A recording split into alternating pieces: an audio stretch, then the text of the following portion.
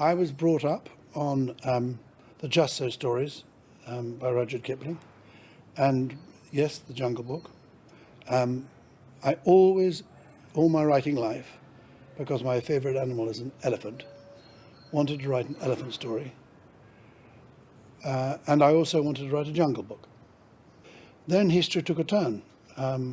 2004, there was the tsunami that came in, and terrible catastrophic event that killed, I believe, over 300,000 people around Sri Lanka and Indonesia.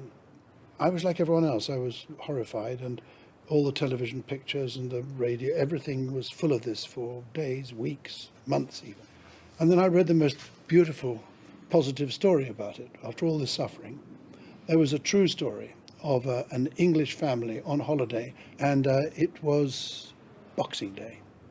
And this little boy apparently had been pestering his mother all the time to go on an elephant ride down the beach because they didn't have donkeys there. It's not Clacton. And his mother kept saying, no, it's too expensive, it's too expensive. But in the end, it was Boxing Day, and they shrugged their shoulders and said, okay, off you go. Half an hour into the ride, way down the beach, the elephant started behaving badly. Sort of the trunk going back and forth, and the tail swishing, and becoming very, very nervous, and then stopped and wouldn't go anywhere.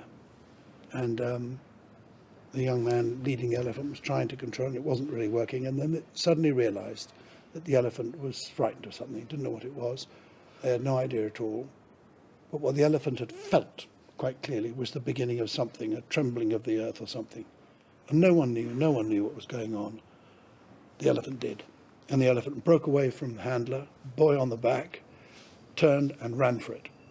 Up the beach, up the sand dunes, and into the forest, and just kept running and running and running. And as that was happening, this huge towering wave came in. And the damage, as we know, was terrible. But the true story is the elephant got to high ground, did survive, saved the boy's life, and because the father and mother were so grateful for this, they determined that they would look after that elephant financially for the rest of its life, which apparently they did. And then I read that and I thought, hang on, that elephant was in a jungle, and it's an elephant, and it's a story of today. It's not Kipling's time. And in that jungle, in those parts of the world, we know they are slashing the jungle like crazy to plant palm oil or whatever, a commercial crop. We know that the orangutans are being wiped out because of this. We know that the tigers are being killed. Write a story that's set now, set in a time when we know this really, really matters. And maybe you could do something that Kipling couldn't do, who didn't realize, I'm sure at his time, the fragility of the earth, which we most certainly recognize now. So maybe that could be a way of getting into the story. So I could write my Jungle Book and I could write my elephant story all in one. So that's what I did.